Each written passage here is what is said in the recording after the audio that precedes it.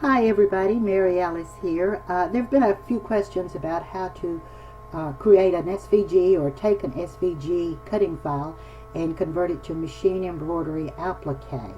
I can show you how to do it using Scal and the PE Design or Palette version 10. Don't use Floriani software or Stitch Artist software or any of the other ones. First, we're going to show how to create the SVG that we'll use for the applique in Scal 4, Sure Cuts a Lot 4.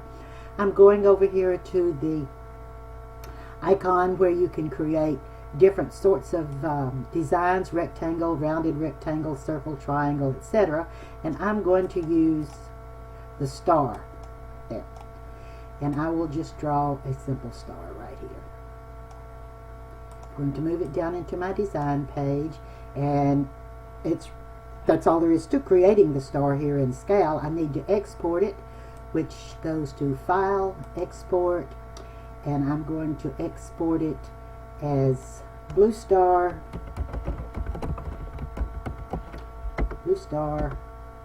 2, and it's saved as an SVG.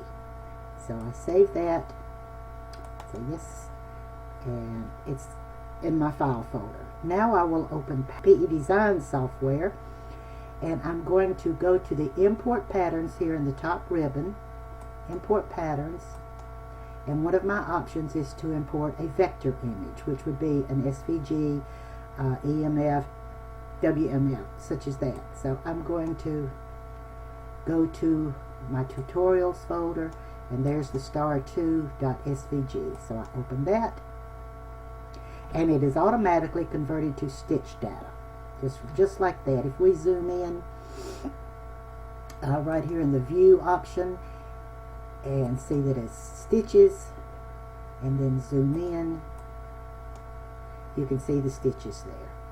Realistically, you can see that they're just a simple fill stitch. Now if we want to change this to applique, I'm going to work in the stitch option because it works a little bit faster if it doesn't have to do realistic preview. And I'm going to select the star, go home, and there are the options of what I can do with this. I can use the applique wizard, I can make it into an embroidered patch, I can use the cut work wizard, anything like that. So I'm going to use applique wizard, and I'm going to leave everything at the default, so it will make a applique material design, an applique position design. It will make the tack down stitches and then the covering stitch. The default is that it will add about 3 millimeters away from the original design a border so that it would be more like a patch. I want it to replace the existing design, not put a border around it, so I'm going to click replace, and I have increased the width to about 3.8 millimeters. I can go up as high as I want. I like 4 millimeters. And I'm going to leave the tack down stitch as the V stitch. You have the option of making it a zigzag or a scant satin stitch, an E stitch, which is like a buttonhole stitch, or the V stitch. And I'm going to leave it at the V stitch. So all I have to do now is check to make sure I've got all my options covered, and I click OK. And there it is. It's an applique. That's all there is to it. I'm going to go down a little bit, and I'm going to you see it's selected. I'm going to go here and ungroup it, select objects, and that is the applique material. That one is the applique, and this one, that's the E stitch, that's the applique, and this one is the applique position. Now this is the way Brother creates that. If you're working with an applique design that someone else created in some other software, and you're wanting to make the FCM with it with the Scan and Cut 500 or the 650 machine, then you've got to think about some things. But this is the way it's done, created from an SVG in Brother's software, whether it's sold under PE Design or whether it's sold under the Babylock name. It's still Brother's software, and it is the version 10 software. So this particular item right here is applique material. That is what the Scan and Cut will pick up to make the FCM from. This one is applique position. Will tack down this particular cutout that you have made. This one right here is the tack down stitches also, but Brother shows that in to be the same color as the applique. I really like to show that as a separate color, so I'm going to change that to let's just change it to teal so we can see a little bit better.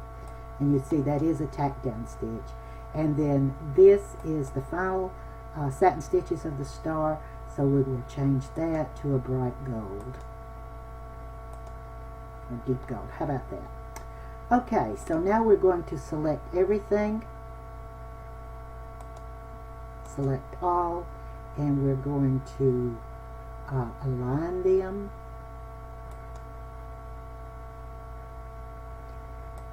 Center and align middle, and then we will do a Control M and move it to the center of the design page.